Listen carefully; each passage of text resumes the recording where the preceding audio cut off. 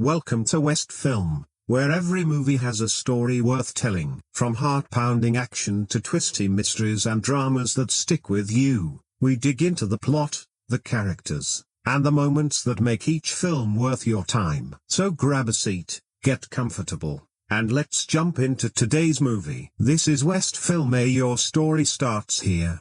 Because they're loopers, the security guards wave them straight through a private back entrance. Once inside, Joe goes looking for Susie, a woman he's grown attached to. She works in the club's adult entertainment side of things, and Joe tends to seek her out whenever he needs to escape from his own life. For a while, elsewhere in the building, a group of loopers has gathered in a hidden room to mark a milestone for one of their own, a man who's just closed his loop by killing his own future self. Instead of being shaken by it, he seems completely at ease, even insisting everyone should be celebrating. The night spirals into a full-blown party, alcohol everywhere, drugs passed around freely, and many of the loopers dosing themselves with a powerful narcotic delivered through eye drops. For a few hours, at least, they manage to forget the brutal lives they lead. A few days later, Joe is driving through town when he nearly hits a young boy with his car. He slams the brakes just in time and keeps going. Life settles back into its usual grind: day executions, silver payments, disposing of bodies. But underneath the routine,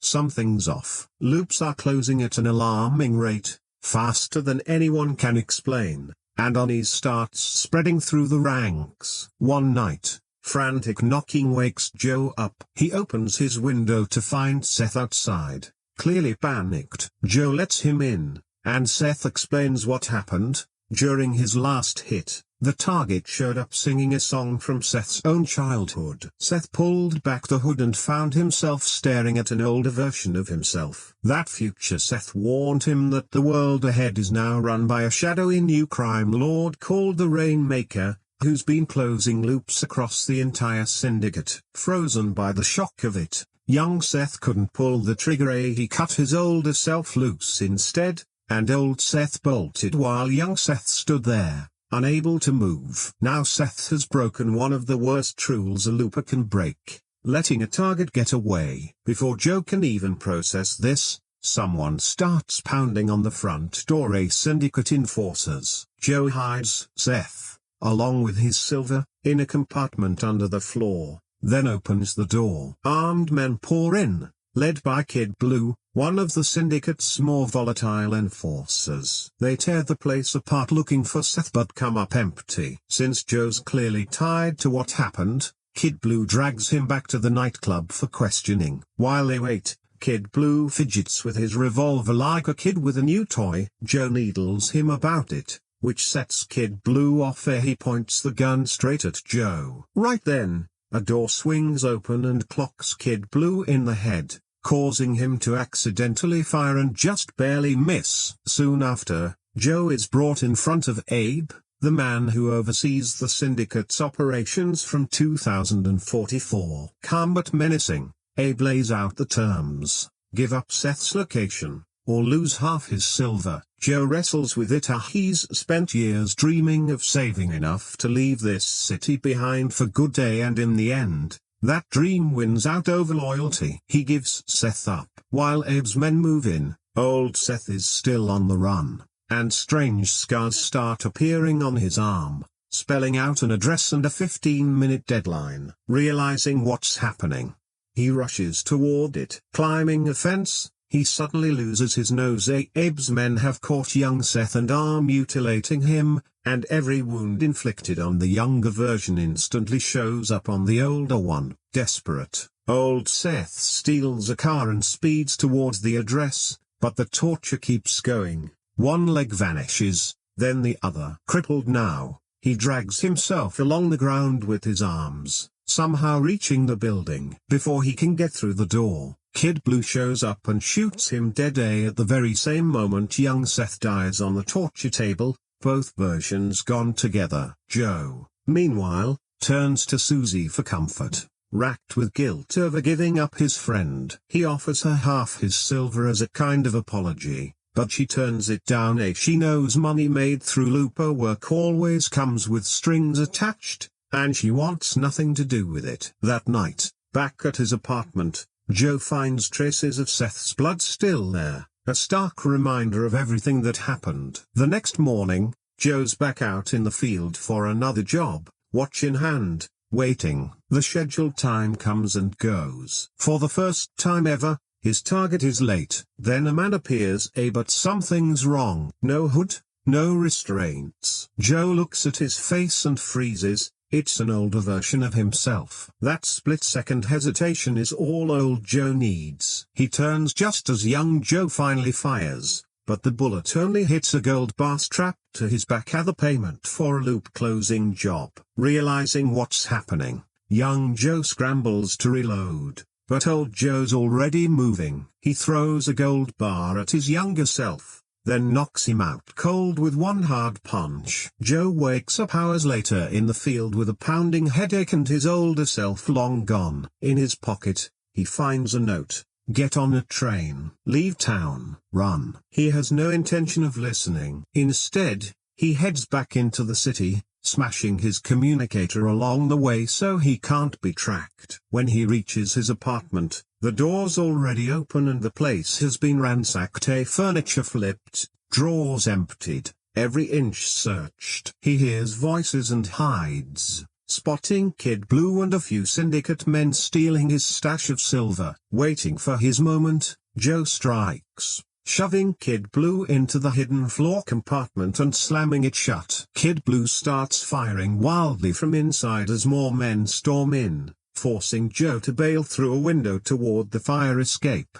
His foot slips, though, and he plummets several stories onto a parked car, knocked out cold. Meanwhile, in the timeline old Joe came from, things played out differently. Young Joe successfully killed his older self and closed his loop as planned. He spent the payout traveling the world, partying hard, and sliding deeper into addiction. Eventually the money ran out, and he went back to what he knew: a killing for hire, drifting through years of violence across cities around the globe. Then, 23 years after closing his loop, everything changed. He met a woman at a party who wasn't impressed by him in the slightest. She flipped him off and walked away. Somehow, 2 years later, they were married. For the first time in decades, Joe found real peace. The addiction faded, the violence stopped, and with her by his side, he became someone he never thought he could be. 5 years after that, the future takes a dark turn. News reports are full of stories about the Rainmaker, a mysterious figure whose influence is spreading fast through the criminal underworld. One morning, Joe wakes up to find strange numbers scrawled across his arm, and before he can figure out what they mean, armed men break into his house. It's the Syndicate. It's 2074. His loop needs closing. Knowing he can't fight it, Joe surrenders, and his home is burned as he's taken away. During transport through an abandoned industrial site, he spots his opening and takes it, overpowering the guards with speed that belies his age. Once they're all down, he pauses to look at a photo of his wife one last time, then steps into the time machine. He lands in 2044 at the exact moment where the two timelines split. Old Joe overpowers his younger self in the field,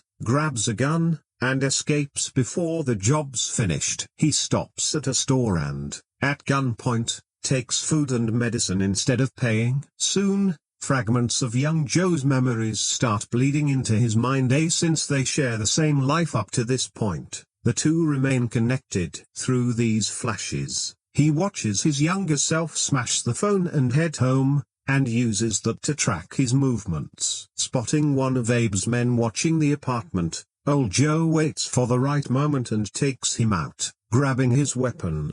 At that same moment, young Joe is falling from the fire escape. Old Joe shoots another agent inside before rushing over and pulling his younger self out of danger. Word of the escape reaches Abe fast. Realizing this is far worse than expected, He pulls Kid Blue off the case and starts assembling a bigger operation to catch both versions of Joe. Young Joe wakes up alone at a train station as his older self, clearly hoping he'll finally take the hint and leave town. He doesn't. Old Joe, meanwhile, breaks into a public library and uses the numbers from his arm to search a database. The results point to 3 children, any of whom could grow up to become the Rainmaker. He prints out their locations. As he leaves, new scars form on his arm, another message, this time an address and a meeting time at a diner. The next day, he shows up to find young Joe waiting, arm bandaged, clearly the one who sent the message. The two sit down and,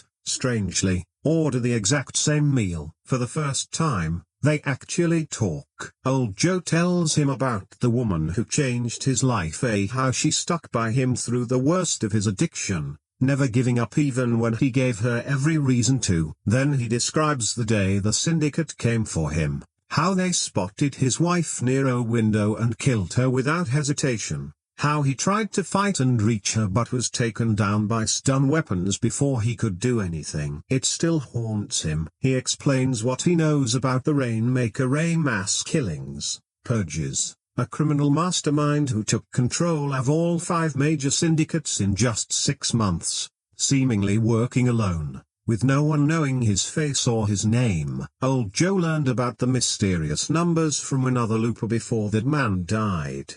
And his plan is simple: find the future Rainmaker while he's still a child and kill him before he becomes a monster. If the timeline changes, maybe his wife lives. Young Joe wants nothing to do with it. He suggests old Joe simply find someone else to love and let the future unfold on its own, sparing an innocent kid. Old Joe refuses outright. He won't give up the woman he loves. When young Joe reaches for his gun, Old Joe reacts instantly, dropping him with a kick and a strike to the neck. Right then, Abe's men arrive outside and open fire. The diner turns into chaos. Bullets ripping through windows, customers scrambling for the exits as Old Joe returns fire, using his unconscious younger self as cover before letting him go and telling him to run. As he collapses, young Joe manages to tear off a piece of the map. Then, in the middle of the chaos, he turns his gun on his older self too, forcing old Joe to dive through a window to escape. He vanishes before anyone can catch him. Kid Blue arrives with backup and gives chase across the countryside, but old Joe knows exactly how his younger self thinks and stays ahead of them, eventually slipping away entirely. The syndicate then turns its attention to young Joe, who steals a hoverbike and races off with agents on his tail. After putting some distance between them, he ditches the bike, letting it roll on and fool his pursuers, and disappears on foot. With some breathing room, Joe examines the torn map fragment. One location is still readable, and it leads him to a remote farm belonging to a woman named Sarah, who lives there with her young son, Sid. As Joe scouts the property, Sarah spots him and comes out with a gun, shouting a warning. He retreats into the tall grass to wait it out. As the hours pass, withdrawal symptoms start catching up with him. Years of drug use finally taking their toll now that his supply is gone. Back in the city,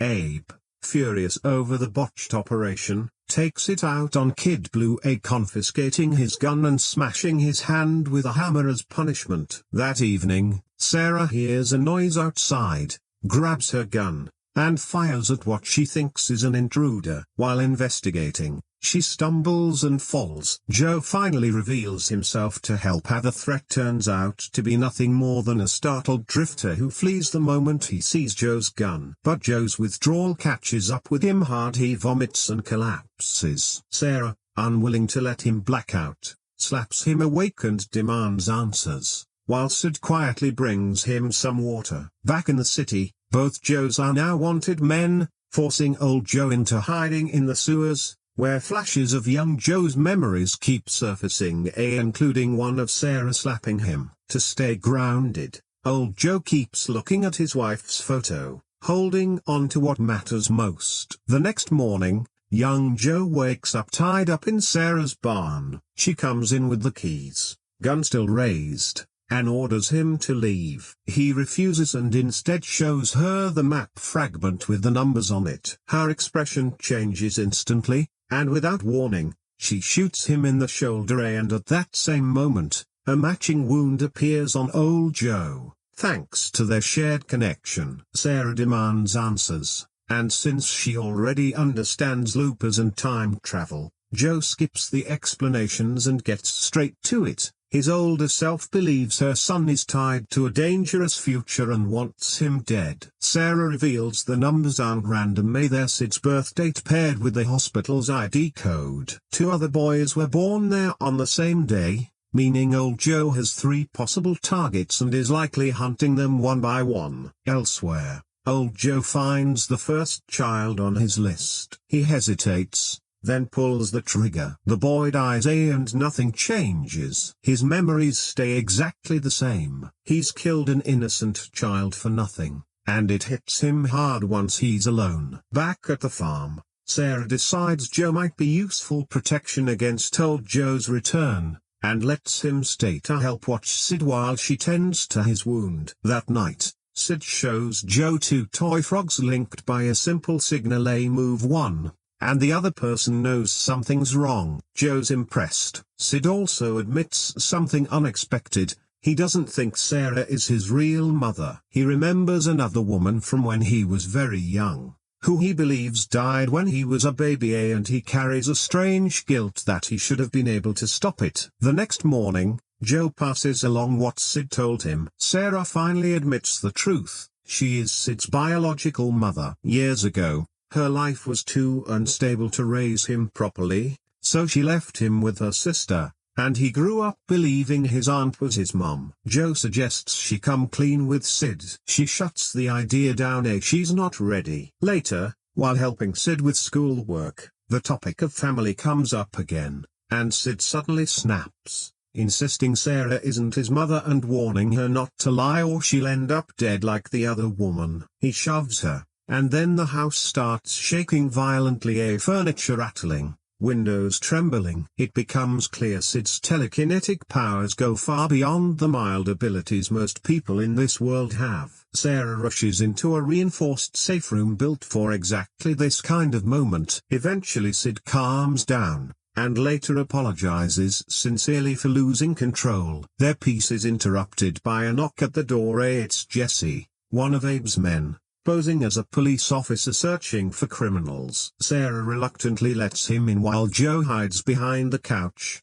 weapon ready. When Sid starts coming downstairs, Joe silently waves him back up, but Sid ignores him, heading to the kitchen to make noise as a distraction. While Jesse investigates the sound, Sid slips out and hides in a cupboard under the stairs, which turns out to lead to a secret tunnel. Joe follows, and the two emerge safely outside, waiting until Jesse finally leaves before reuniting with Sarah. Meanwhile, old Joe arrives at the second address on his list and discovers it belongs to Susie's young son. For the first time since starting his mission, he's completely thrown. He can't bring himself to go through with it. The memories of what they had together are still too strong. He lingers outside her building for several minutes, and the security cameras catch him doing it. That footage eventually finds its way to Kid Blue. Back at the farm, night brings the weight of everything crashing down on Sarah. Exhausted, scared, overwhelmed. She uses the toy frog to call Joe to her room, and the two find comfort in each other. Afterward, she reveals she has telekinetic powers too, nowhere near as strong as Sid's, but enough to prove where his gift came from. She breaks down about the years she spent away from her son. Leaving him with her sister had felt right at the time, but the guilt never left her. The next morning starts peacefully until Joe comes downstairs to find Jesse holding a gun on Sarah. Joe surrenders immediately, hoping it'll keep her safe, and Jesse agrees to take him away. Then Sid appears at the top of the stairs, stumbles as he rushes down, and panics as his powers erupt. Furniture rises, objects spin through the air, and Jesse's gun is ripped from his hand. Sarah uses the chaos to tackle Joe and drag him outside. Inside, Sid lands unharmed but keeps losing control. Jesse gets lifted off the floor, suspended in midair, and then the whole room bursts outward in a massive wave of telekinetic force. Outside, Joe finally understands. Sid isn't just connected to the Rainmaker. He is the Rainmaker. His raw power alone explains how one person could topple entire criminal empires without needing an army behind him. Furious, Joe confronts Sarah for hiding this, but she insists Sid isn't evil. He's terrified, and every outburst comes from fear. She admits the truth about her sister's death too. It wasn't intentional, just an accidental explosion during one of Sid's emotional breakdowns. Ignoring her, Joe goes to find the boy and finds him alone in a field, covered in blood, frozen in shock. Looking at him now, Joe doesn't see a future tyrant, just a terrified kid. He kneels down and offers comfort instead of reaching for his gun. He then warns Sarah that Jesse likely reported their location before things fell apart, meaning the farm's no longer safe and they need to leave. Meanwhile, old Joe makes his final decision about the second child and storms into Susie's apartment. She tries to stop him, but he pushes past her, only to be zapped by Kid Blue, who was waiting with a stun device. Old Joe's taken prisoner and brought back to the nightclub, where Abe has gathered his remaining men to plan an assault on the farm. While Kid Blue gets distracted arguing with a guard, old Joe seizes his chance, kicking the guard down, throwing Kid Blue back, grabbing a weapon, and shooting him. The nightclub erupts into chaos as Joe tears through it like a one-man army, taking out guards, stealing weapons, and clearing rooms in minutes. He tosses an explosive into the main hall, wrecking the security system and throwing the whole operation into disarray, before slipping away through a hidden passage. Deep inside, Abe listens to the destruction closing in, genuinely afraid for what might be the first time in his life. Eventually, everything goes quiet. When Kid Blue finally comes to, the nightclub looks like a war zone. Everyone dead, including Abe. Among the wreckage, though, he finds the map to the farm. Old Joe arrives soon after, driving a vehicle loaded with gold bars. He tosses one toward his younger self with a simple message: walk away. Young Joe refuses and opens fire instead. Before things can escalate further, Kid Blue roars in on a hoverbike, slamming into young Joe and sending him to the ground. Old Joe and Kid Blue trade fire across the field until Kid Blue runs out of ammo. Joe waits for him to close the distance, then shoots him clean off the bike, which spins out and crashes. When the dust clears, young Joe realizes old Joe has slipped away again. Near the farmhouse, Sarah and Sid are trying to escape by truck when old Joe blocks the road and opens fire. Sarah floors it, trying to run him down, but Sid's fear triggers his powers again, flipping the truck through the air. Miraculously, both survive and scramble into the fields, with old Joe chasing and firing after them. A bullet grazes Sid's cheek, and that's enough to push him over the edge. A massive telekinetic blast throws Sarah and old Joe into the air, and the shockwave slams into young Joe as he arrives. Everything around them shakes under the force of Sid's rage. Sarah, realizing what's happening, focuses entirely on her son. She tells him she's there. She tells him he's safe. She tells him she loves him. The words reach him, and slowly the storm fades as the debris drops, the shaking stops, and Sid regains control. Sarah runs to him and holds him close. That's when old Joe raises his gun again, ready to finish what he came to do. Watching this unfold, young Joe finally understands the whole truth. This nightmare has been feeding itself in a loop. If old Joe kills Sarah now, the trauma will be exactly what shapes Sid into the ruthless rainmaker of the future, meaning the mission to stop him is actually what creates him. The only way to break the cycle is for it to end with Joe himself. Without hesitation, young Joe turns the gun on himself and pulls the trigger. Old Joe vanishes instantly, erased along with the future that created him. The cycle is broken. Later, once the danger has passed, Sarah tends to Sid's wound and puts him to bed before returning alone to the field where it all ended. Scattered among the gold bars, she finds Joe's pocket watch. Holding it, she pauses for a quiet moment, then says a soft goodbye to the man who gave his life to save her son. Looper is one of those movies that's nearly impossible to have a lukewarm opinion about. Bring it up in conversation and you'll usually get one of two reactions: someone calling it one of the smartest science fiction films of the last couple of decades, or someone else jumping in to explain exactly why the plot falls apart the second you think about it for more than 5 minutes. Honestly, I get both sides. What's interesting is that Looper didn't sneak in quietly and vanish. It built real buzz before release, pitched as a fresh, original sci-fi thriller landing at a time when big studios' science fiction was leaning hard on sequels and franchises. Then people actually saw it, and the reaction got complicated fast. Plenty of viewers loved it for being packed with ideas, not just one big sci-fi concept, but several stacked on top of each other: time travel, crime syndicates, destiny, telekinesis, family, sacrifice, fate. For a lot of people, that ambition is exactly what made it exciting. It felt like a movie that wanted you to engage with it, not just watch things blow up. On the other side,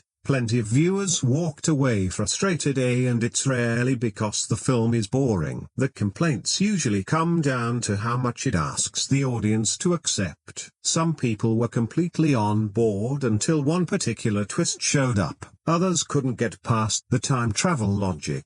Some loved where the story eventually goes emotionally. Others felt it drifted from the stronger ideas it opened with. What's fascinating is that even people who didn't fully love Looper tend to remember it, and that's not always true of science fiction films. Plenty of technically solid movies fade from memory within a week. Looper isn't one of them. I think that comes down to how fearless it is. It takes risks a lot of mainstream films avoid, and sometimes those risks pay off beautifully. Sometimes they create new problems, but the film never feels like it's playing it safe. That's why people fixate on such different things when judging it. Some see an intelligent story that rewards attention, others see one that mistakes complexity for depth. Some praise the originality, others point to the inconsistencies. Some stay invested in the emotional arc through the end. Others wish it had stuck with the crime thriller hook that pulled them in. It's rare to find a film where the exact same scene gets praised by one person and criticized by another for completely opposite reasons, yet Looper pulls that off again and again. And honestly, that says something good about the movie, because nobody argues this much about something forgettable. More than a decade later, people are still debating its ideas, defending its choices, questioning its logic, and telling friends some version of just watch it and see what you think. That might be the best summary of Looper's reputation there is. Not a movie everyone agrees on, but one everyone has an opinion about. One thing that becomes obvious pretty quickly is that this doesn't feel like a film that came out of a studio committee. It feels, for better or worse, like one person's vision. And Rian Johnson, who'd already built a reputation for twisting familiar genres in unusual directions, delivers maybe the best example of that instinct here. On paper, this could have been a straightforward time travel action movie, cool premise, some gunfights, Bruce Willis, done. Instead, Johnson keeps pushing it somewhere unexpected. He never seems content with just one idea. Most filmmakers would build an entire film around assassins killing targets sent back through time, but Johnson starts there and keeps piling on. Organized crime, future dystopias, telekinesis, family drama, questions about fate and choice. At times it feels like he's daring you to keep up, and somehow, more often than not, he manages to hold it all together. What I appreciate is that he doesn't waste time explaining every detail of the world. A lot of sci-fi gets bogged down in characters standing around delivering exposition for 10 minutes straight. Looper mostly avoids that, letting the setting reveal itself through conversation. Small details, and observation rather than handing you everything outright. It makes the world feel lived in instead of built purely for the audience's benefit. There's a confidence to the storytelling, too. The film seems fully aware some viewers are going to question its logic. And there are even moments where characters basically shrug off trying to solve every time travel paradox. That won't land for everyone. Some will call it clever, others will call it dodging hard questions. Either way, it's a deliberate choice. Johnson also seems completely comfortable with tonal whiplash. Most directors would split this story across separate movies. The crime thriller here, the family drama there, the telekinetic kid storyline somewhere else entirely. Looper mashes it all together. Sometimes the blend is seamless, sometimes you can feel the gears grinding, but even when it stumbles, it never feels uninspired. That's probably why reactions stay so strong. People are responding to specific, sometimes risky creative decisions, not something generic. You can argue about whether every choice works, debate the logic, question certain turns, but you can't really accuse the film of lacking ambition. Johnson wasn't trying to make a standard sci-fi thriller. He was trying to fuse big ideas with personal drama, action with emotion, spectacle with philosophy. Sometimes that creates flaws, sometimes brilliance. But either way, it feels like the work of a filmmaker with a genuinely specific vision, which is rarer than it should be. If there's one thing almost everyone agrees on, it's that the premise is fantastic. Before you even get to the performances, the action, or the endless time travel debates, the concept alone grabs you. It's simple enough to explain in a few sentences but strange enough to make you want more immediately. In the future, disposing of bodies has become nearly impossible, so criminal organizations send their targets 30 years into the past, where hired guns are waiting to kill them. That alone is a strong hook. But the detail that really elevates it is that eventually, those same assassins are contracted to kill their own future selves. The moment that idea lands, Looper stops feeling like a typical sci-fi movie and starts feeling genuinely unsettling, because the job isn't just murder anymore. It's agreeing to your own death. Every Looper knows exactly how this ends. They enjoy the money and the freedom, but somewhere in the back of their mind, they know that one day they'll be standing on the wrong end of the gun. There's something darkly compelling about that, a premise that sounds almost obvious in hindsight, yet nobody had quite built a major film around it this way before. That's likely why it generated so much buzz early on. Even people who had issues with the execution often admitted the core idea was brilliant. And it's not just a clever hook. The movie coasts on. A lot of sci-fi films land on a strong concept and then run out of things to do with it. But Looper keeps mining new consequences from its premise. Every major conflict grows directly out of it. One man refusing to accept the fate the system built for him, and that single broken loop sends the whole structure into collapse. I also like that the premise feels futuristic and oddly mundane at the same time. The mob isn't using time travel to conquer nations or rewrite history. They're using the most advanced technology imaginable to solve a body disposal problem. It's absurd when you sit with it, but it's exactly the kind of absurdity that sticks with you. The film takes something extraordinary and points it at something completely ordinary, and that contrast is where a lot of the fun lives. Sure, once you start picking at the details, questions pile up. Why would organized crime limit time travel to this one use? But that's a conversation for later. At the level of pure concept, Looper absolutely delivers. It's the kind of premise that immediately gets your brain spinning through possibilities. What if someone escaped? What if you met your future self? What if you already knew exactly how your life was going to end? Those questions are baked into the foundation before the film even gets to its bigger themes of fate, sacrifice, and consequence. And that's a rare thing for a movie to pull off this well. One of the smartest things Looper does is build an entire system around its central idea, because at first, this isn't really a story about time travel. It's a story about a job. A strange, horrifying job, but a job all the same. Joe wakes up, gets dressed, goes to a designated spot, waits for someone to appear, pulls the trigger, gets paid, goes home. That's the routine, and what's unsettling is how completely normal it feels to him. The loopers aren't portrayed as tortured souls agonizing over morality, quite the opposite. Most have fully accepted the arrangement, it's simply how the world works for them. These aren't hunters tracking criminals across a city, they're men standing in empty fields, waiting for strangers to materialize out of thin air so the job can be done in seconds. No names, no conversation, just another payday. The mob has essentially turned murder into an assembly line, treating the whole arrangement almost like a business contract, known rules, known rewards, and a known ending. Eventually every looper has to close the loop, kill their own older self, collect a massive gold payout, and live off it for 30 years until the day they become that older self. It's a genuinely disturbing setup because everyone involved signs up for it willingly. These men are essentially agreeing to their own execution and somehow talking themselves into believing 30 years is far enough away not to worry about a future problems belong to a future version of themselves. That's easy to say right up until that future version is standing in front of you, and the whole system only functions if everyone plays by the rules.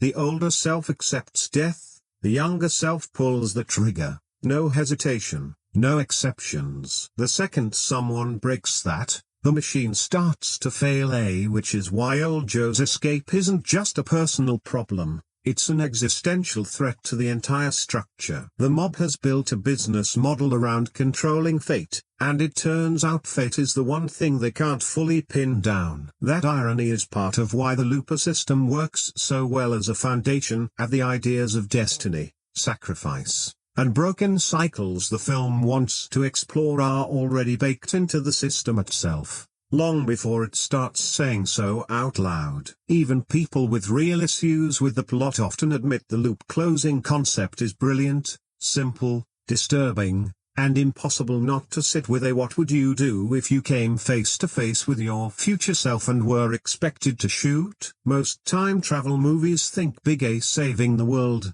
preventing disaster, rewriting history. Looper goes the other way entirely, and that's part of what makes it feel fresh. Rian Johnson's first question isn't how would governments use this?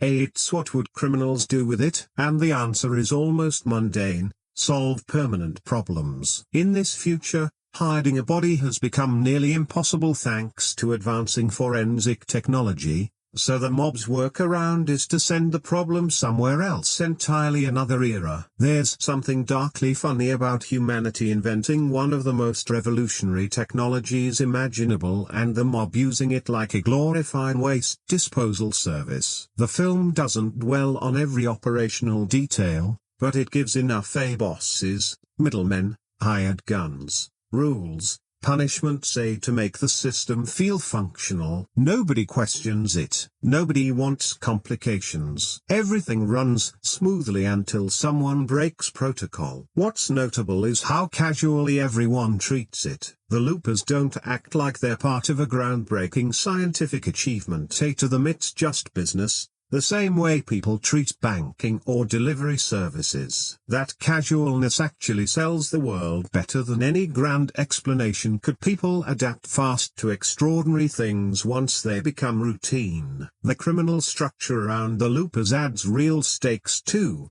because Joe isn't only wrestling with paradoxes, he's dealing with bosses, enforcers, and people who get violent when their systems break down. Abe isn't some over-the-top villain chasing world domination. He's basically a manager trying to keep a complicated operation running, and when it stops working, the consequences are brutal. Naturally, the more you sit with the mob's strategy, the more questions surface. Wouldn't a criminal empire find dozens of other uses for time travel? Probably. That's a fair, recurring criticism. But within the film itself, it works because the twisted logic is so specific and memorable. An incredible scientific leap reduced to a criminal shortcut. It suggests something a little bleak, that no matter how advanced society gets, greed and violence just find better tools to work with. The technology changes. Human nature doesn't. One thing I really respect about Looper is that it doesn't waste half the runtime showing off its future. A lot of science fiction can't resist flooding the screen with flying cars and glowing holograms the second it gets the chance. Looper goes quieter. Its future feels worn down, patched together, like a world in slow decline rather than sudden collapse. You're not handed a lecture on what happened, you feel it in the environment. It doesn't feel like some distant fantasy, it feels like an extension of problems we already have. Poverty's still there, crime's still there, corruption's still there. The wealthy seem fine, everyone else is just getting by. That heaviness sits over the whole movie, and long before the Rainmaker enters the picture, you sense this world is heading somewhere dark. These characters aren't living in a hopeful future, they're surviving one. The film trusts you to notice these details without pausing to explain them. Casual references, slightly advanced tech, glimpses of familiar but worse social problems. It never stops to lecture you on how the future works, it just lets you absorb it. The technology follows the same rule: futuristic motorcycles, communicators, weapons. None of it treated as the main attraction,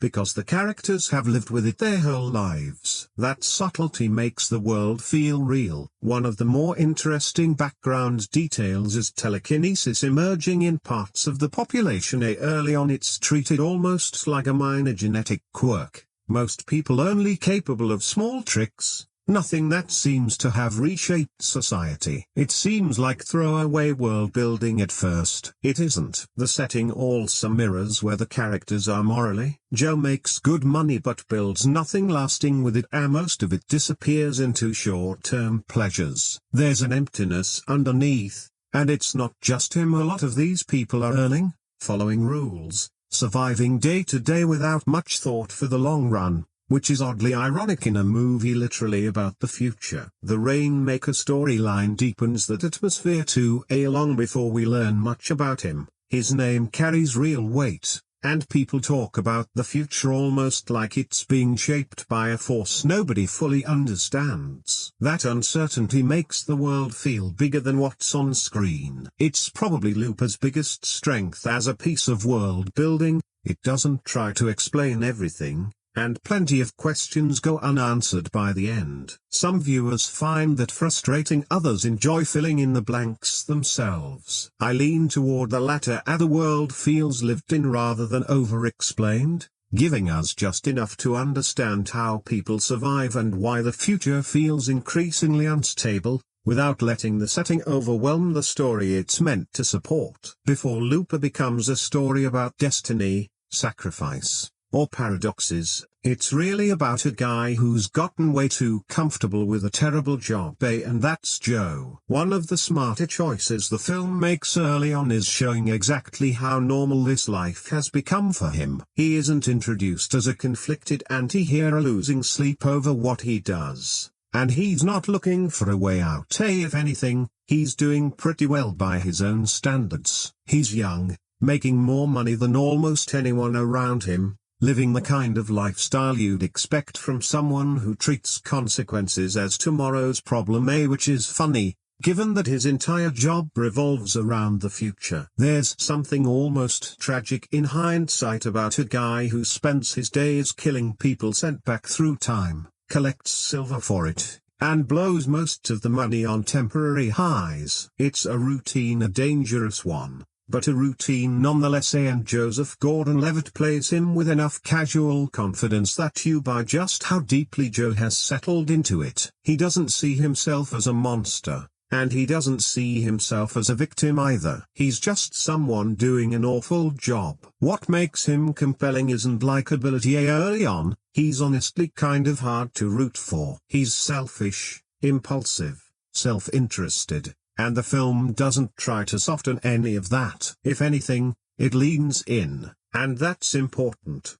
because Joe isn't meant to start out as a hero. The story needs somewhere to take him. If he started noble, his arc wouldn't mean much. Instead, we meet a guy convinced he's got life figured out, making money, dodging responsibility, having a good time. What could go wrong? Everything. As it turns out, the Looper lifestyle itself shapes who he becomes. These assassins are rewarded for thinking short-term, paid to live in the present and ignore consequences, and the system essentially reinforces the exact behavior that eventually traps them. Enjoy today, worry about tomorrow later. The irony, of course, is that tomorrow becomes very literally Joe's problem the moment his older self shows up. But before that, the film takes time to establish his everyday confidence and comfort, so that when everything falls apart, we're not watching a hero lose his grip. We're watching someone realize he never really had one. There's a quiet sadness under Joe's lifestyle that becomes clearer on a second watch. He's got money but no real purpose,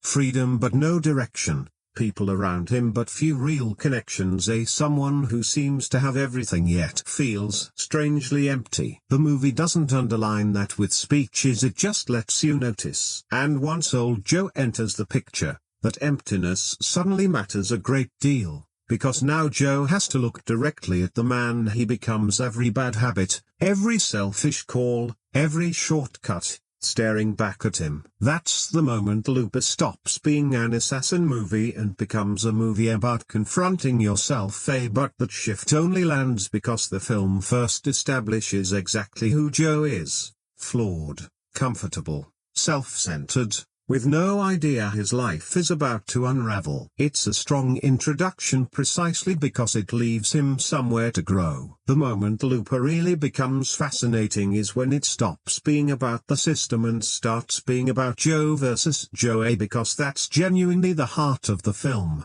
more than the mob, more than the Rainmaker, more than the time travel mechanics. It's one man at two very different points in life, looking at each other and realizing neither one likes what he sees. On paper they should be identical, same memories, same history, but face to face, they feel like strangers. And honestly, that's one of the most relatable things about the film, minus the time travel part, obviously. If you met yourself 30 years from now, you might not agree on much either. Young Joe thinks old Joe is reckless. Old Joe thinks young Joe is immature. Young Joe believes he's steering his own future. Old Joe already knows exactly how badly that can go. Neither one is fully right, and neither is fully wrong. Old Joe's motivations make sense. He lost the one person who gave his life meaning, and from where he stands, everything he's doing comes from love and grief,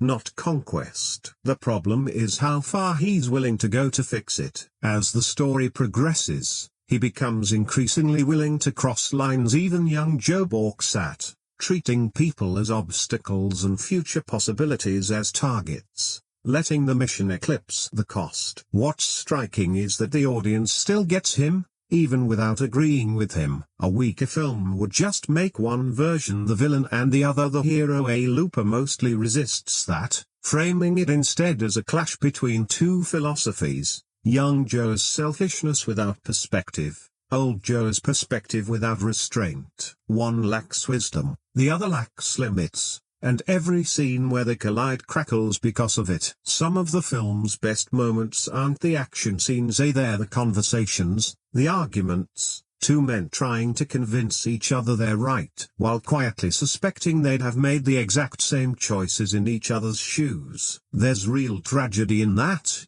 old Joe fighting to save his future, young Joe fighting to protect his present, neither fully grasping that they're stuck in the same cycle. And because they're the same person, every clash is deeply personal in a way a standard hero versus villain story just can't replicate. When Joe fights old Joe, he's really fighting his own future, his regrets, his potential, his own nature. That's why the film is at its strongest when it stays focused on them. The Rainmaker mystery matters, the criminal underworld matters, but the emotional core of Looper is one man confronting who he becomes and grappling with a question most people never have to face: if you saw exactly who you'll be in 30 years, would you be proud, or would you try to stop him? That question sits underneath every scene between the two Joes, and it's what pushes the film past being just a clever time travel thriller. One of Looper's biggest challenges has nothing to do with time travel at all. It's convincing the audience that Joseph Gordon-Levitt eventually becomes Bruce Willis. Forget the prosthetics for a second. Even without them,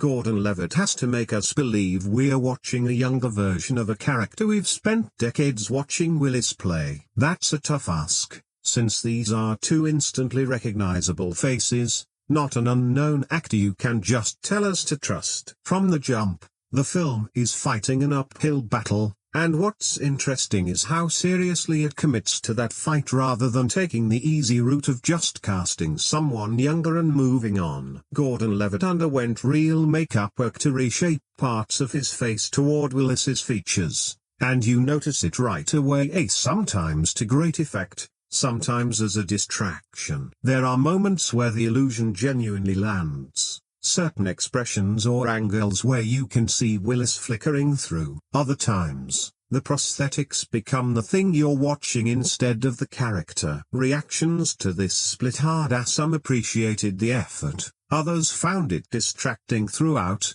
and a few felt Gordon-Levitt ended up looking like someone else entirely rather than a young Willis. I get both reactions, honestly, because this isn't really a makeup problem so much as an expectations problem. No amount of prosthetic work was ever going to fully close that gap. What matters more is the acting. Gordon-Levitt doesn't just try to resemble Willis physically, he studies his speech patterns, pauses, expressions, and physicality, clearly working to build continuity between the two performances. Willis, in turn, doesn't feel disconnected from the younger Joe, even coming at the role from a completely different stage of life. The overlap in behavior is enough to make the relationship believable, if not seamless, and honestly, that's probably the best outcome the film could have hoped for. Nobody watching genuinely forgets they're seeing two different actors. That was never really the goal. The goal is emotional acceptance. Eventually you stop scrutinizing the jawline and start focusing on the story,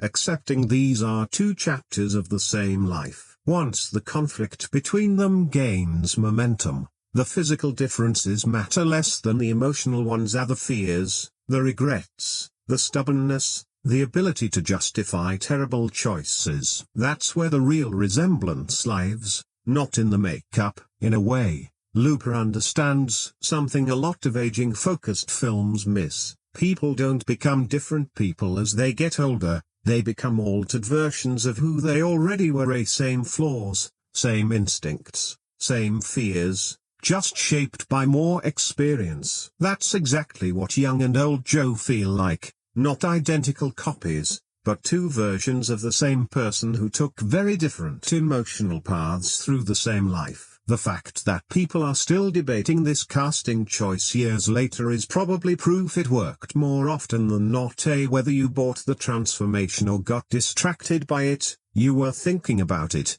and in a film all about confronting your future self, that's actually kind of the point. Bruce Willis has played plenty of tough guys, and by the time Looper came out, audiences knew exactly what to expect from him. The sarcastic action hero surviving impossible odds while looking mildly annoyed the whole time. There's some of that here, sure. Shootouts, chases, moments where old Joe feels like the most dangerous person in any room. But the role asks for more than the usual routine. Old Joe isn't just a hardened killer, he's a man who's already lived through consequences young Joe hasn't faced yet, carrying experience, regret, and loss that young Joe can't fully understand. Unlike most time travel stories where the older self mainly exists to dish out exposition, old Joe shows up with an agenda. He's not there to explain the future, he's there to change it, and that immediately creates friction because his goals get uglier the more the story unfolds. What's interesting is that Willis never plays him as a straightforward villain. He isn't evil or power-hungry, he's grieving,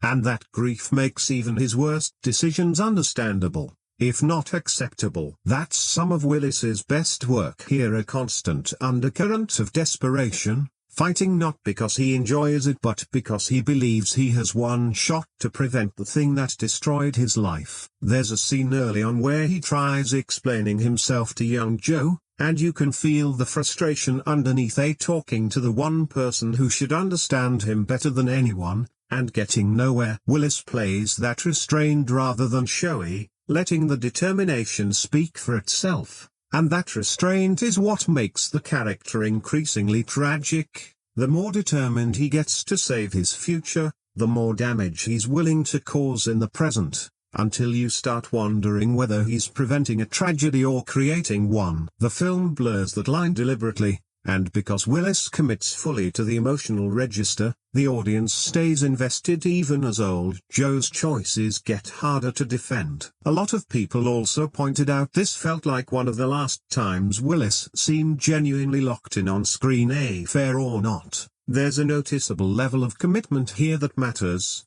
especially in a film where the emotional stakes carry as much weight as the action. And while Gordon-Levitt spends the film building toward the man Joe becomes, Willis has the reverse job, making us believe everything we see in young Joe could plausibly turn into this. For the most part, it works. Not because the faces match, but because Willis makes old Joe feel like someone who's spent 30 years accumulating scars young Joe hasn't earned yet. By the end, old Joe becomes more than just future Joe. He's a warning, a possibility, a glimpse of what happens when grief and obsession are given free rein. Willis gives that idea real weight. Without him, the film's central conflict wouldn't land nearly as hard. Now, we get to the part of Looper that's probably fueled more arguments than anything else. Not the action, not the ending, not the telekinetic kid, but the actual mechanics of the time travel itself. Your enjoyment of the film might hinge heavily on how much you're willing to let slide,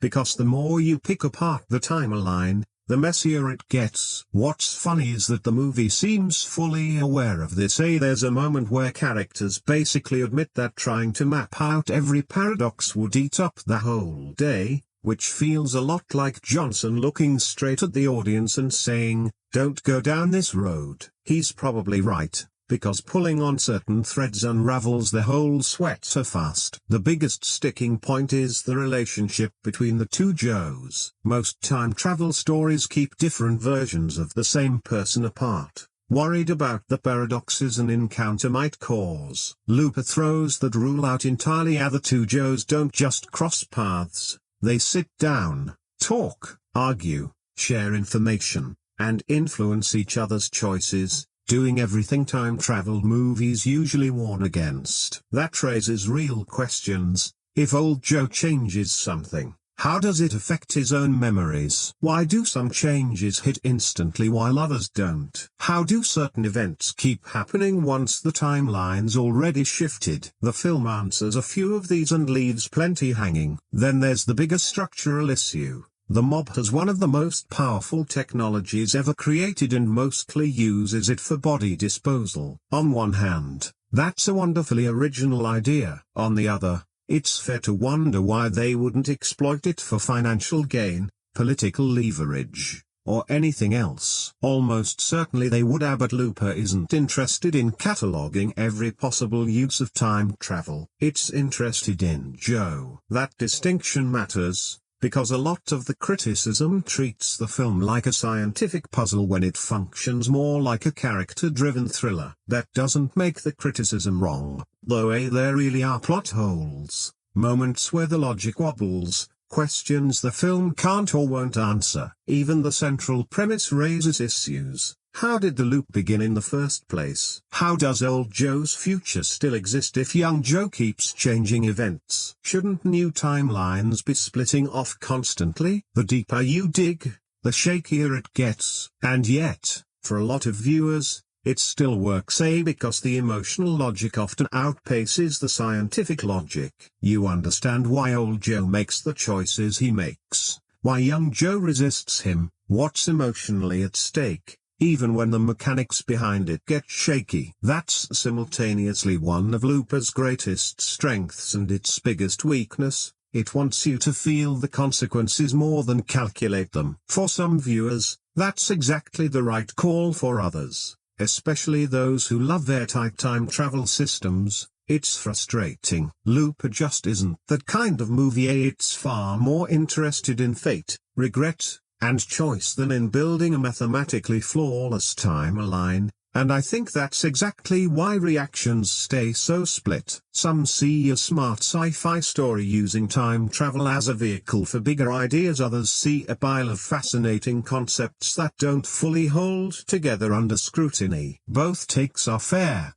because the truth sits somewhere between them. The paradoxes are real, the plot holes exist, the timeline gets messy, but most people don't leave the theater doing math. They leave thinking about the decisions, the consequences, what they do facing their own future self. That's where Looper tends to succeed, even when the science doesn't quite. Part of why Looper sticks with people is that it never settles into a predictable rhythm. Just when you think you've got a handle on what kind of movie you're watching, it shifts again. The opening plays like a futuristic crime thriller. You learn how the loopers operate, why Joe's life revolves around waiting in empty fields. Straightforward enough for a movie about time-traveling assassins. Then old Joe escapes, and suddenly it's a chase, then a mystery. Then it's asking questions about fate and changing the future, then introducing family dynamics that initially seem disconnected before you realize they're central to everything. What's impressive is how much information the film throws at you without tipping into confusion. There are multiple timelines, multiple versions of characters, future events shaping present decisions, constant new reveals. In a weaker film, that's a recipe for chaos. Looper mostly keeps you oriented even when you don't grasp every single detail, partly because it doles out information gradually, with each new development reframing something you thought you already understood. You think you get old Joe's mission, then you learn more. You think you know why certain characters matter, the story shifts your view. You think you know where it's headed, it turns somewhere else entirely. That's what gives the film its momentum. Curiosity does a lot of the heavy lifting instead of relying purely on action. Who is the Rainmaker? How does the future connect to now? What's Sid's real role? Can the future even be changed? Which Joe is actually right? The film keeps those questions cooking constantly. To be fair, complexity and clarity aren't the same thing. Some viewers love how layered it all is, enjoying the process of connecting timelines and clues. Others find parts of it needlessly convoluted. There are stretches where you're asked to absorb a lot very quickly, and missing a detail can leave you scrambling to catch up. That's probably why some call the film demanding, not impossible to follow, just unwilling to let your attention wander. This isn't a movie for half watching on your phone. It wants engagement, and I'd argue that's part of its appeal, treating the audience as active participants rather than passive viewers. At the same time, the film occasionally bites off more than it can chew. With so many ideas packed in, not all of them get equal room to breathe. As some feel fully explored, others make an impression and then step aside for the next reveal. You can practically feel the movie's excitement about its own ideas, which is thrilling sometimes and, other times, a sign it's juggling more than it can comfortably hold. But even in its messiest stretches, it's rarely boring, an important distinction, since plenty of simpler sci-fi films leave far less of an impression. Looper may overreach occasionally, but it's because it's constantly pushing towards something unexpected, and that unpredictability is one of its biggest strengths. You never feel completely certain where it's headed. It keeps adding layers, raising stakes, and reshaping how you read what you've already seen. By the time it all comes together, you've experienced something far larger than its relatively simple opening premise suggested. That's not an easy trick to pull off, starting with a hitman waiting in a field and ending up somewhere this ambitious. Whether every piece fits perfectly is debatable, but the ride itself is one of the film's most engaging qualities. For a large stretch of Looper, the most important character isn't even on screen. For a while, we don't even know who he is. All we've got is a name, the Rainmaker. And somehow that name casts a shadow over nearly everything happening in the story. What's notable is how little the film tells us up front. A lot of sci-fi thrillers introduce their big villain early, laying out who they are and why they're dangerous. Looper does the opposite. The Rainmaker is more rumor than person, a future crime boss so powerful and feared that even hardened criminals speak about him carefully. That uncertainty creates real intrigue,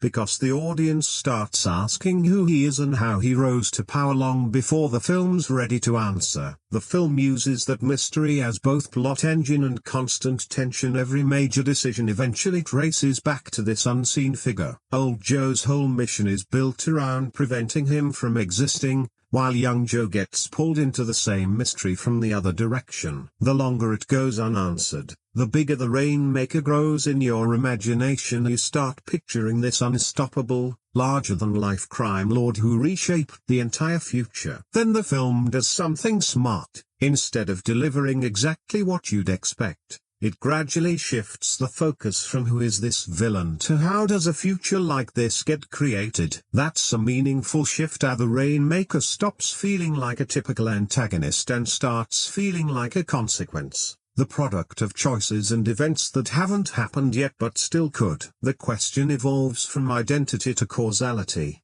from who's the bad guy to is the future fixed, or can it still change? And every new piece of information forces both Joe and the audience to reconsider what they thought they knew. Not everyone loves how the mystery plays out. Some enjoyed the slow burn and the uncertainty, piecing the puzzle together gradually. Others feel the film builds so much anticipation that the eventual answers can't fully live up to it. A fair critique, since any story that stretches out its mystery risks setting expectations it can't meet. But even for those viewers, the Rainmaker does real work, keeping the story moving, the questions hanging, and forcing every character to reckon with the future they're helping shape. By the time the mystery starts unraveling, you realize he was never really just a person. He was the future itself, something everyone's desperately trying to prevent, protect, or understand. That's what makes it effective. It's not just asking who he is, but how he comes to exist in the first place. And that turns out to be the far more interesting question. Part of why Looper works so well is that it never lets you get too settled. It's constantly moving, not always through action, but through information. Just when you think you've got a handle on where it's going, it drops a new detail, a hidden motivation, or reframes something you already saw. It doesn't lay all its cards out in the first 20 minutes. It likes holding things back. The opening gives you the rules of the world without the full picture. You know what a looper is, how closing a loop works, but not where any of it is actually headed. Then old Joe escapes, and the movie becomes something else entirely. What's notable is that most of the reveals aren't the purely to shock you. A lot of films mistake twists for storytelling, throwing surprises at you just for the reaction. Looper is usually smarter about it, and most of its revelations make you reinterpret what came before rather than just react in the moment. New information about old Joe's mission, the future, why certain characters matter. With each piece, the stakes shift, which is why the film stays engaging even during dialogue-heavy scenes. You're constantly connecting dots, trying to figure out where it's all headed. The Rainmaker mystery is a good example. It starts as a fairly standard future threat setup, but the movie keeps layering onto it, with answers arriving gradually rather than all at once, reshaping earlier scenes as they land. Then there's everything involving Sid, which is where the film takes some of its boldest narrative swings. For some, that's what elevates it beyond a clever sci-fi thriller. For others, it's where the ambition tips over. Either way, it's memorable, and that's probably the key word for Looper's twists. Years later, people may argue about whether every reveal works, but they remember them. The film leans on recontextualization rather than cheap shock, and that's a much harder thing to pull off. A good twist surprises you, a great one makes you rethink everything before it. Looper gets close to that a few times. It also rarely feels predictable. Some viewers guessed parts of the ending, sure, but for most of the runtime it keeps enough doors open that you're following the story rather than staying 10 steps ahead of it. Are valuable in a genre that often struggles with familiarity, especially time travel stories that tend to recycle the same handful of ideas. Looper largely dodges that, not because every twist reinvents the wheel, but because it's willing to combine ideas in unusual combinations. A crime thriller, time travel puzzle, family drama, psychological conflict, all blended together in ways that make it genuinely hard to predict how everything connects. That unpredictability isn't free, though. The more surprises a story stacks up, the easier it is to feel messy or overstuffed, and some viewers definitely feel Looper crosses that line at points, seemingly so eager for its next reveal that it barely pauses to sit with the last one. Fair criticism, but I'd still rather watch a film that occasionally overreaches than one that never takes a risk. Looper consistently tries to stay a step ahead of the audience. Sometimes it nails it, sometimes it stumbles, but it's almost never boring. And for a film built around time travel and changing the future, keeping viewers genuinely unsure what's coming is a real achievement. Funny enough, Looper often gets remembered for its ideas first: the time travel, the paradoxes, the rainmaker, the themes, in a way that makes it sound like some quiet philosophical drama that occasionally remembers to entertain people. It's not. At its core, this is still a thriller, and an effective one. The film knows that clever concepts mean nothing if the audience isn't emotionally locked in scene to scene, which is why Johnson keeps things moving with tension, pursuit, and a constant sense that someone, somewhere, is running out of time. The action isn't the main event, but it's never an afterthought either. When violence happens, it carries weight, because most confrontations grow naturally out of character goals rather than getting shoehorned in every 10 minutes. Old Joe is hunting, young Joe is running, the mob is closing in on both. Everyone wants something, and eventually those goals collide. That's what makes the thriller elements land. Multiple groups moving toward different outcomes at once. So even the quieter scenes carry an undercurrent of tension. Nobody's safe for long. The shootouts themselves are handled well, not overly stylized, no exaggerated slow motion, just quick, sharp, and often brutal. When Willis starts moving through a room full of enemies, that classic action star presence kicks in immediately, and the film wisely doesn't overcomplicate it. It knows exactly why people want to watch him do this. At the same time, Looper never tips fully into a pure action movie, because its best action sequences reveal character. Every violent choice Old Joe makes pushes him further toward someone willing to sacrifice almost anything for his goal. The action isn't separate from his arc, it is his arc. Same with young Joe. His confrontations force choices and consequences he'd been ignoring up to that point. Some of the strongest sequences don't even involve gunfire conversations, standoffs, information exchanges where you can feel things could explode any second. Looper understands that tension and action aren't the same thing. Action is the release, tension is what keeps you locked in beforehand. And honestly, the film is often better at the latter. You can feel that throughout the chase sequences with Old Joe. You understand the stakes and why failure isn't an option for him, which gives the pursuit real weight instead of just people running around. Some viewers wanted more action, understandably, given the premise practically begs for a non-stop sci-fi shootout. Time travel, assassins, criminal syndicates, Bruce Willis with a gun. Instead, the film is selective about it. Some appreciate that restraint, others wish it had leaned harder into the action thriller side rather than the emotional and philosophical material dominating the second half. Personally, I think the balance mostly works. Whenever the story needs energy, Johnson finds it, using a chase or a burst of violence to reset momentum whenever things risk getting too talky. The result is a film that feels tense nearly wall to wall, even when the pace slows. Someone's always being hunted, making a bad call, or about to change the future, And that constant pressure is what gives Looper its thriller identity. The sci-fi ideas might be what draw people in, but the suspense is what keeps them there. For a movie built around time travel, Looper is surprisingly grim, not flashy, not constantly trying to shock you, just cold. From the start, it establishes a world where human life has become disturbingly transactional. People appear, get shot, disappear, and everyone treats it like just another day at the office. No ceremony, no hesitation, just routine killing, and that matter-of-factness is what makes it unsettling. The violence isn't always excessive, but it's often cold, because the Loopers aren't heroes or soldiers with a cause. They're paid killers taking orders from people they'll never meet. That's a very different atmosphere from most action films. You're not watching good people beat bad people. You're watching damaged people trapped in a system built on violence. The film never lets you forget that,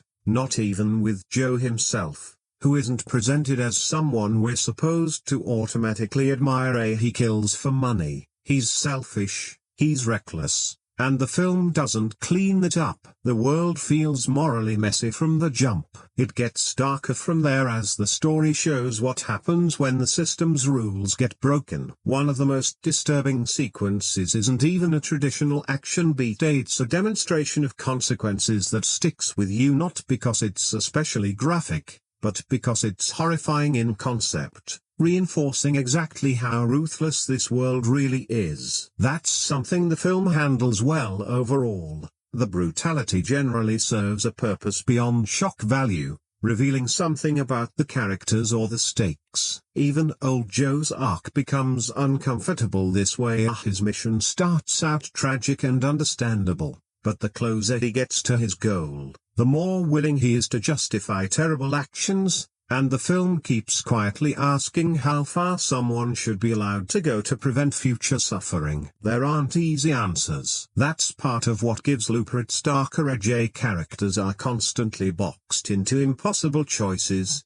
with few clean solutions and even fewer victories that feel fully satisfying. The future itself feels bleak too. This isn't an optimistic sci-fi world where technology solved humanity's problems. If anything, society just found new ways to make the old ones worse. Crime, poverty, and violence are all still there, only the tools have changed. That atmosphere hangs over everything, and even moments of hope feel fragile, like the whole thing could collapse at any second. What's interesting is that despite all this, the film rarely feels depressing to sit through. There's a difference between grim and exhausting, and Looper stays grim while remaining energetic. The tension, mystery, and constant forward motion keep it from feeling emotionally draining, even when the subject matter gets heavy. Part of that comes from Johnson's ability to balance tone. Every so often he'll slip in a beat of dark humor or odd dialogue that briefly relieves the pressure before tightening the screws again. Smart move. Without those beats,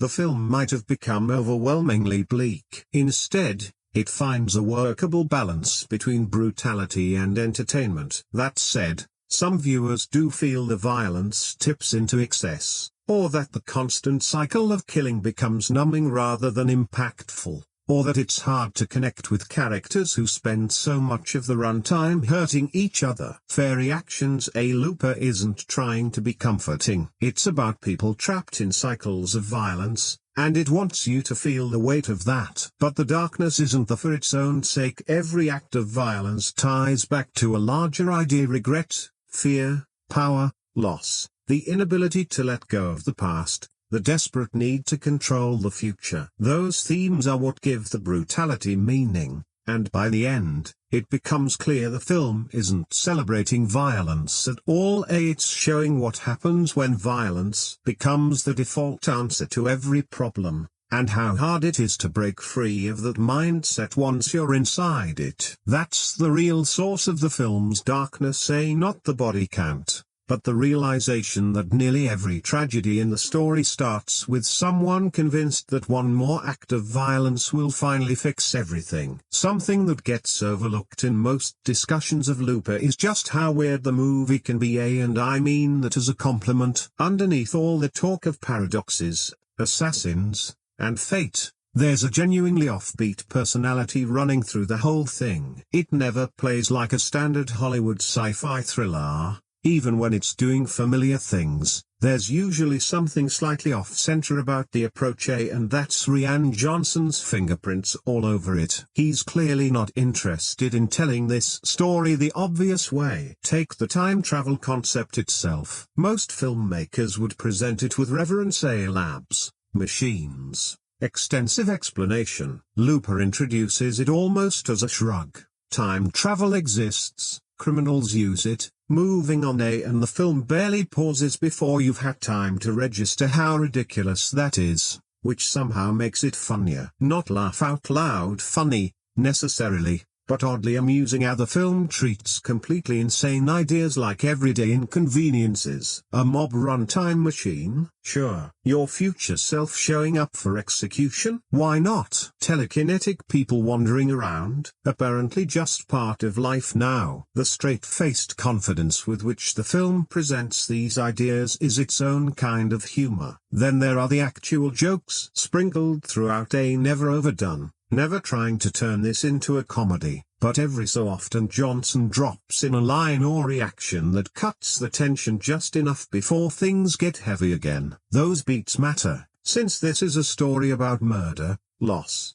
criminal syndicates, and people literally confronting their own mortality. A lot of weight to carry for 2 hours, and the humor acts as a pressure valve, giving the audience room to breathe. I also like how the offbeat tone makes the world feel more human. Real life isn't one continuous emotion. People crack jokes and react strangely even under stress, and Looper gets that. The characters don't always behave like typical movie characters. Conversations veer off in odd directions. Reactions land slightly awkward or unexpected. And that unpredictability suits a story that's already unpredictable by design. There's a similar eccentricity in how Johnson structures scenes, often skipping the obvious dramatic beat, hiding key information inside casual conversation instead of a big speech, occasionally letting scenes end in quieter, stranger ways than you'd expect. That won't work for everyone. Some viewers prefer cleaner, more direct storytelling. And Looper occasionally feels like it's taking the scenic route when a straight line would do. But that's part of its charm too. It doesn't feel manufactured. It feels like you're watching a filmmaker follow his own curiosity, even when it means blending genres and tones that don't usually share a movie. Honestly, some of Looper's most memorable moments come directly from that willingness to be strange. A cleaner, more conventional version of this film might have been easy to follow, but I don't think it would have been nearly as interesting. The weirdness gives it character, the dark humor keeps it from tipping into heaviness, and the offbeat storytelling helps it stand apart from a lot of other sci-fi thrillers following safer paths. Even when it stumbles, it rarely feels generic, a genuinely valuable trait in a genre crowded with familiar structures. You might not agree with every creative choice, but you're almost never unsure what movie you're watching. It's unmistakably Looper, and a lot of that comes down to its strange,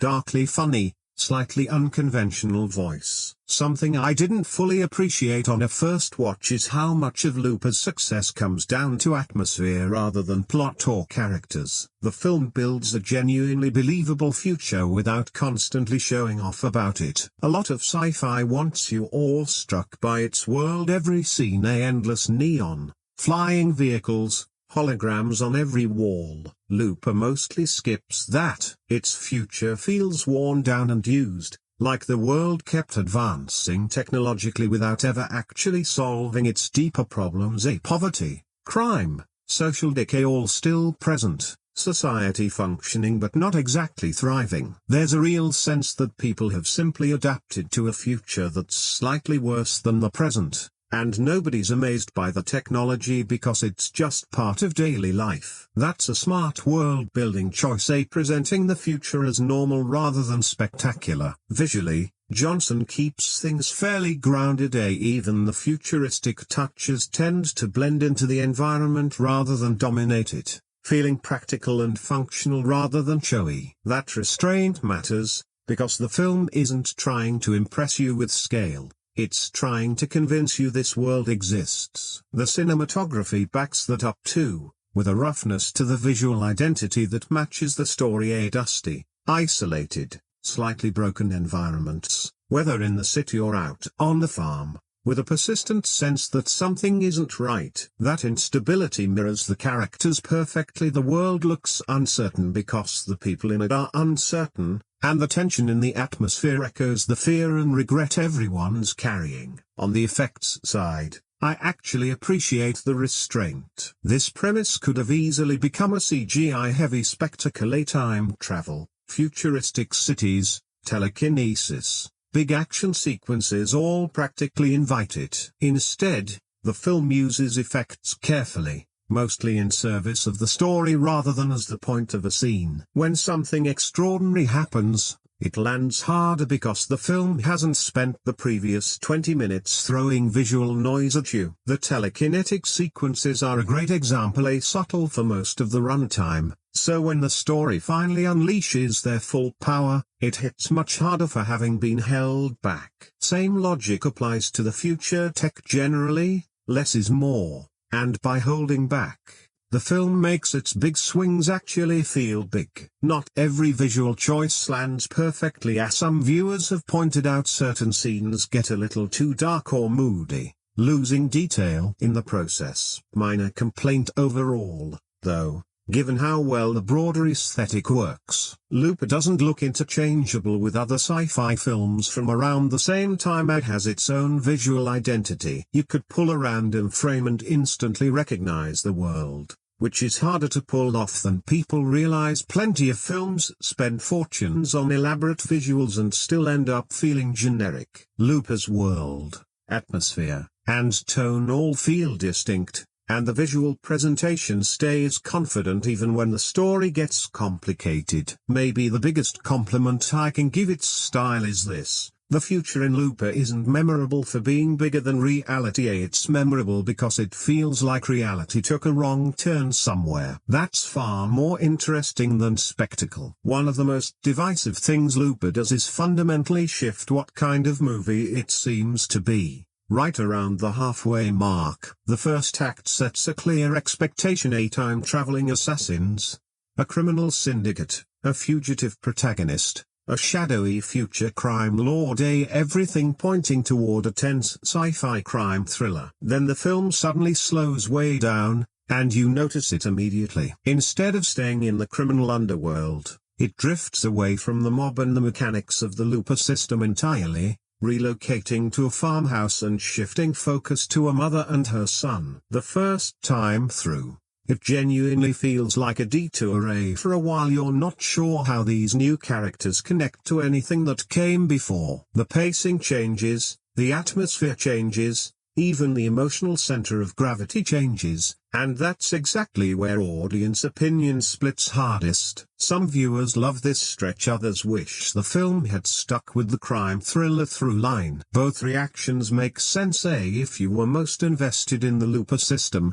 the mob politics, and the cat and mouse between the two Joes, the farmhouse sequences can feel like a real gear down by comparison. The film is deliberately trading momentum for character work, a risky move in something that had been moving fast up to that point. But the farmhouse material isn't actually a detour, it's the real story, and the film just takes its time revealing that. Everything involving Sarah and Sid gradually outweighs the criminal organization that seemed so central earlier. The mob starts feeling like background noise next to the bigger questions the film's really asking. Can someone outrun their own future? Can a child turn out differently than the world expects? Can a cycle of violence be stopped before it even starts? Those become the real focus, and they only land because the film slows down enough to actually explore them. Without these quieter stretches, the ending wouldn't carry nearly the same emotional weight. That's why this shift matters, even for viewers it doesn't fully work for. The film stops being about stopping a future villain and starts being about understanding how that villain gets made in the first place. A much richer question, but a much less straightforward one. Some wanted the escalation to stay in the traditional action thriller lane, bigger confrontations, more focus on the criminal world and instead Looper leans harder into family, parenting, emotional scars, and how childhood shapes who we become. It's a bold pivot, and you can feel Johnson steering the whole film somewhere more personal. The sci-fi elements never vanish, but they stop being the main event. The emotional themes take over, and the entire second half retroactively reframes the first. The opening is about a system, the ending is about people. The opening asks how the future works, the ending asks how the future gets formed. Those are genuinely different questions, and that's why the shift matters. Does the transition always feel smooth? Not entirely. You can feel the gears shifting at points,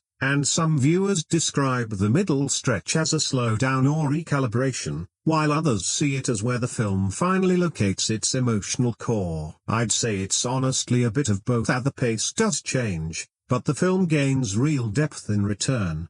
By the final act, you're not just wondering whether Joe succeeds, you're wondering what success even means, which is a far more interesting question than simply who wins the chase. The pivot from crime thriller to family drama won't land for everyone, but it's one of the biggest reasons Looper stays memorable. Plenty of films start strong, far fewer are willing to change direction completely in pursuit of something more meaningful. Looper takes that swing, and whatever you think of the result, you can't say it played it safe. When Emily Blunt first shows up as Sarah, she almost feels like she's wandered in from a different movie entirely, and not in a bad way. By the time she arrives, the film has spent so much energy on assassins, syndicates, time loops, and future conspiracies that suddenly narrowing in on a single mother on a remote farm feels like a genuine change in perspective. At first she seems disconnected from everything. Gradually, you realize she's one of the most important characters in the whole story. That's a tough role to sell,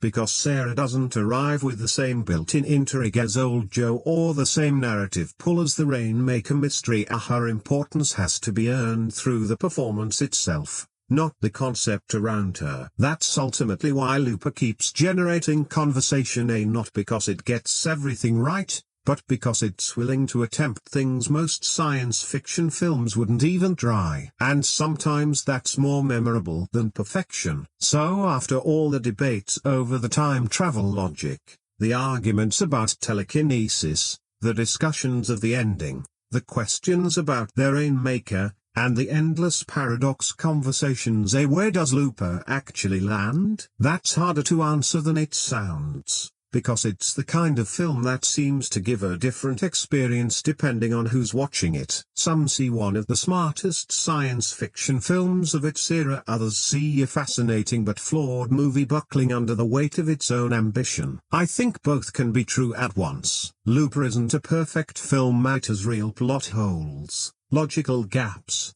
story choices that land better than others, a telekinesis subplot that stays divisive, and characters who connect with some audiences more than others. If airtight time travel mechanics matter most to you, you'll find plenty to pick apart. Those flaws are real, but so is everything the film gets right: a genuinely memorable premise, strong performances, a distinct and believable world, surprisingly thoughtful themes, an emotional payoff that lands for a lot of people, and maybe most importantly a willingness to take real risks. Over and over. It could have easily been a standard action thriller riding a clever sci-fi hook.